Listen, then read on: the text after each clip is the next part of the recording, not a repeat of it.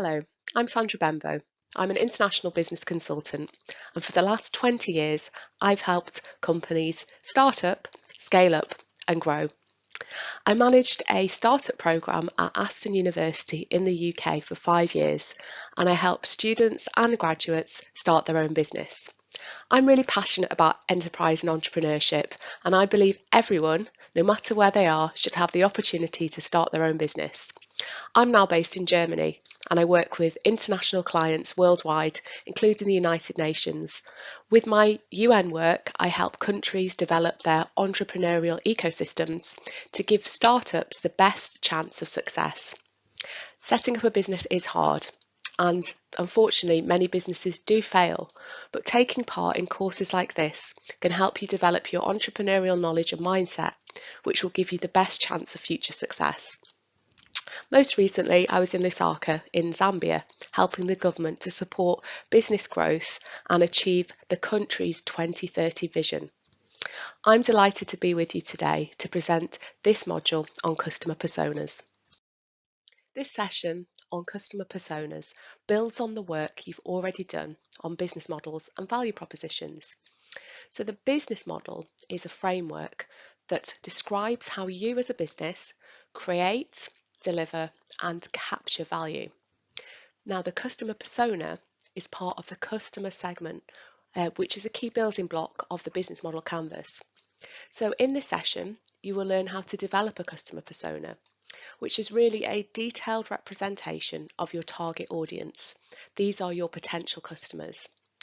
So it's important to emphasise that understanding customer needs, behaviours and pain points are crucial when you are tailoring your products and services as well as your marketing communication strategies.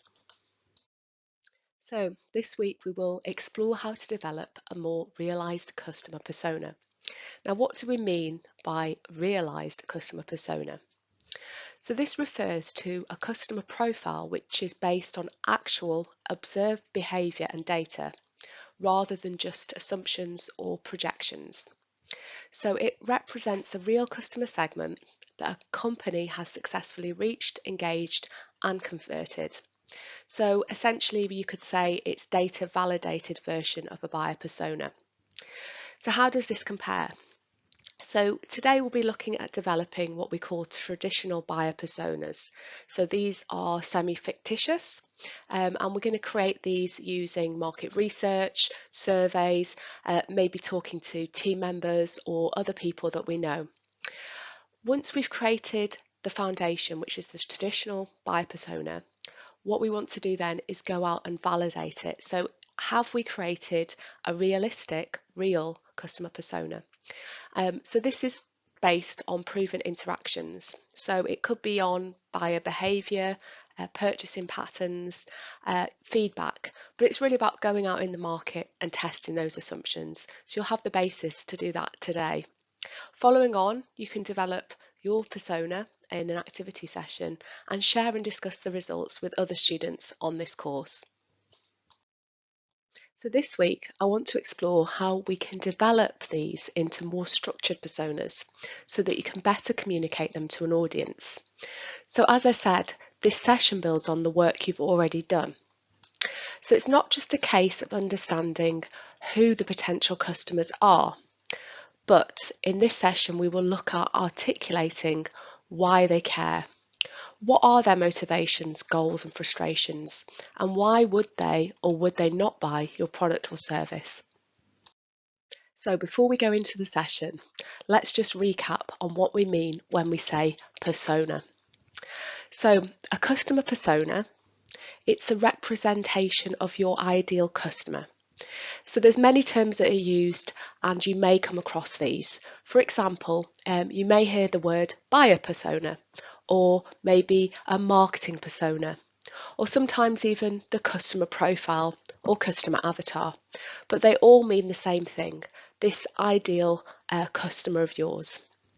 And when you're creating customer personas, bear in mind your business will serve many different customer personas, but you need to think of them as individual customers to begin with. So, for example, they can't be 24 to 35. You need to pick pick a number. So for example, they may be 30 years old and they can't be both married and single.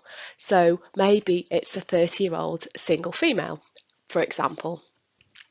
So the purpose of this and the point of this is the better you are at defining your ideal customer, the easier and more effective your value proposition and marketing to that customer will be. This slide shows a typical customer persona. So this is what your customer persona will look like. In this example, I've created a persona for Jack Rowland. And I think it always helps to give your persona a real name and use a photograph. This is because it helps you to empathise with them and put yourself in their shoes. So you'll be able to understand them a lot better.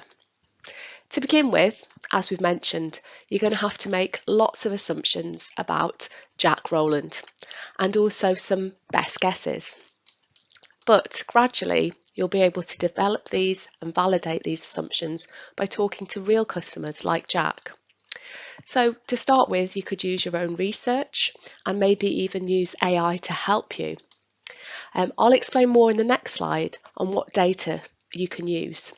Also, I'll then go through each of these sections in more detail to explain what the information is and what the information means and why it's important for you and your business. So how do we go about creating our customer persona? What's the information we need to begin with and where can we find this information? On this slide, I've listed a number of places to start looking for this information. To start off with, you could look at competitor analysis. So you are going to develop certain products and services, but you've probably already noticed there are other companies operating in the same market who will have similar customers to your own. So looking at the competitors and how they target their customers and who their customers are will give you a clue and will help you develop your own customer persona. Pestle is a way of looking at the external environment to the business. So this is really looking at the threats and opportunities that may be external to the business, and this may also give you a clue about what's going on in the market, in the world, that may impact your customers and perhaps your customer behaviour, for example. You can also look at market data. So this is data on businesses. A lot of this information is now available online. So you can do a quick Google search or search for information on the internet about different markets and what's happening within those markets. You also can get consumer insight data. This is data about particular buying habits and also review data. So to begin with, look at data in terms of reviews of your competitors if you haven't already launched your business. So you can do primary research, which would involve talking to people, maybe some of the students who have a desire to buy your products or services. And the final point, which I've mentioned already, is you need to use some intuition and common sense. So make some assumptions, make some best guesses, and what you'll be doing is you'll be validating these assumptions as you go through the process of developing your customer persona. So let's go back to Jack's profile, Jack's customer persona. So as you can see, I've highlighted now on this slide some of the key information areas that you would need to develop your customer persona. So let's look at the top left. First of all, this is demographic information. Now, in the demographic information, you have information about age, occupation, status. So you can see here that we've decided that Jack's 32 years old. His occupation, so this is his job, he's in operations and support, so he works in IT support. And his status, remember we said married or single, well Jack's actually married, so that covers our demographic information. We may also want to highlight the geographic information. So geographic information relates to the location of the customer. So Jack is actually based in Los Angeles in America. Then we have the behavioural segmentation. So this is really looking at Jack in terms of those behaviours. So what are his goals, what are his frustrations, and how does he use technology? And then finally, we talk about this psychographic information. So this is based on the beliefs, the values, the lifestyle and personality of Jack. So the final part of the customer persona is really trying to understand what our customer is trying to accomplish, whether that's in their job or in their lives. So you can see here, we know that Jack works in IT support and he spends a lot of his time dealing with customer problems, and he's always looking to find fast solutions for the customers of the business. So this is what he's trying to achieve. This is the job to be done. And this forms the starting point when we're developing a customer value proposition. So you can see here that Jack's indicated that he wants to optimise how the support ticketing system works to give better feedback and quicker turnaround time for customers. So when a customer logs a problem or an issue, Jack wants to be able to respond quickly and efficiently. So once we know this, we'll be able to develop our service, our customer value proposition, to address Jack's pain point and create a solution or a service that Jack will genuinely desire.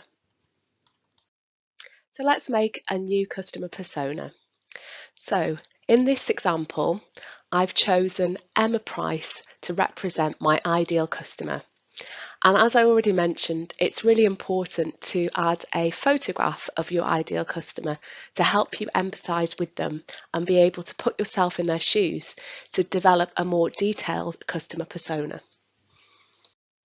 So now we have the beginning of our customer persona. So the next step is to understand what our customer, Emma Price, is trying to accomplish, whether that's in her job or whether that's in her life. In this example, we're focused on Emma's business, which is an indie clothing business. And you can see here, this is the job that she's trying to get done. This is what she's trying to accomplish. So Emma states, I need a reliable and cost-effective shopping cart solution for my indie clothing business. So this is the pain and the problem we will try to address when we're focused on developing a service to meet Emma's needs. So now we know what Emma's pain points are and what she's trying to accomplish. Let's create a bio and find out more about Emma Price. So Emma recently left university having completed a course in fashion design. So this is a perfect degree to set up an indie clothing brand. So for the last 3 years, she's been successful building this small clothing company. A majority of the business has come from selling locally and at fairs. But she now wants to take this business online, and this is where your solution could come in handy.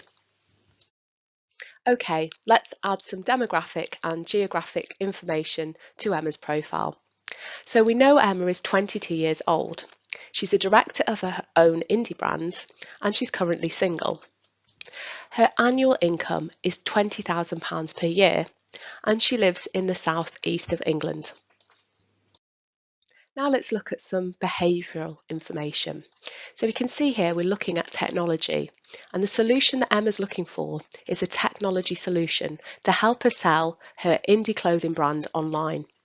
So this indicates to us that at the moment, Emma does use IT and the internet, but she's not completely savvy, so she will need lots of support in order to sell her business and sell her clothes online. She's quite familiar with social media, so she should be able to market her business, but you also can reach her through social media. And then finally, she's very familiar with apps, and she uses apps on a regular basis. This helps to understand Emma's current use of technology and how we can target Emma and how we can even tailor our services and products to where we can find Emma online. Next, let's have a look at what motivates Emma. By understanding her motivations, we can ensure we tailor our services and products to meet her needs. So we can see here that Emma's really motivated by culture and equality. These are really important to Emma, and these are represented on the larger bar graphs at the bottom. She also believes in social good and growth, but it's important to note she's not motivated by power or money. This can help us in terms of our messaging, in terms of the marketing, and in terms of the services and products that we might offer to Emma in the long term. Now we're going to look at Emma's goals and frustrations, and these are part of the behavioural segmentation. So we know Emma's got an indie clothing brand, and one of her big goals is to build a really strong brand online and offline. She's also focused on ethical sourcing. So she wants to make sure the products that she sells have been sourced ethically. And finally, she wants to be able to ship worldwide. So at the moment, she's doing local business face to face, but the goal is really to have this online presence and enable her to sell her products to customers across the globe. What's really frustrating to Emma is at the moment there's lots of options in terms of carts and online purchasing. This is a frustration and something that she needs support with. The lack of marketing integration. So as she's developing the website, she's trying to integrate all the different apps and all of the different services. And also she's finding it quite difficult to customize. So if you can address these frustrations in your value proposition, these will really appeal to Emma. Now we'll look at the brands that resonate with Emma Price and the brands that she truly believes in and truly supports. And these brands also align with her motivations. So you can see on the slide now we have Patagonia, the outdoor clothing brand, which is well known for its sustainability and ethical sourcing. We also have on here Whole Foods, which is a brand that focuses on natural products, ethically sourced products, and environmentally friendly products. And finally, Tom's, which you may be familiar with. Tom's business model is built around giving one pair of shoes to a child in need for every pair of shoes that they sell. All of these brands are ethically focused, which aligns with Emma's own motivation and her aim to have an ethically sourced indie clothing brand. Now we can build Emma's personality. This personality is based on what we call the Myers-Briggs personality test. And there's a number of scales that we can rate our customer persona on. The first one is looking at the two dimensions of extrovert versus introvert. So this dimension really describes how individuals like Emma prefer to interact with the world and focus their energy. So you can see here that Emma is more focused towards being an introvert. So with introverts, they're more energized by internal reflection and focusing on their inner world. Next, we look at sensing versus intuition. And what does this tell us? Well, this is describing how individuals like Emma prefer to take on information. So if you're more sensing, you're focused on concrete facts, while intuition really focuses on possibility and patterns. And Emma really sits in the middle of these two. And then the final part of our personality profile is thinking versus feeling. So this dimension really describes how individuals prefer to make decisions. So thinkers tend to make decisions logically and objectively, while feelers make decisions based on values and personal impact. Again, if we can understand this about our customer persona, it will help in terms of how we communicate with them and how we develop different customer value propositions aligned with their personality types. So now we have our complete customer persona of Emma Price. I've just added a few more personality characteristics that she's friendly, kind, and helpful. Perfect customer to have. So we've gone through the process of completing our customer profile. We've looked at demographic information, which included the age, the occupation, the marital status. We also looked at the geographical elements. Where is Emma based? Where is our customer based? Where do they live and where do they work? We also looked at behaviour, so this included listing out their goals, their frustrations, and then finally we looked at some of these psychographic elements, which included the personality and personality types. So we've gone through this process of creating our complete customer profile for Emma Price, but why is this important? Well, it's important to understand customer needs, behaviours and pain points in order to tailor products and services to meet the needs of our customer and also to tailor our marketing strategies so we're able to communicate in the right way to our future customer. So today we've made lots of assumptions and best guesses, but the next step will be to go out and validate this and speak to real customers and speak to people and validate your assumptions to create a realised customer persona. Congratulations, you've now finished this short course on customer personas. I hope you found the course useful and it helps you develop your own customer personas for your new businesses. I'm Sandra Bembo. I'm a Senior Industrial Fellow at Aston Business School. I'm a digital innovation expert with the United Nations and I'm a startup business advisor. I've enjoyed being with you on this journey and I wish you every success with your future business ventures. Goodbye.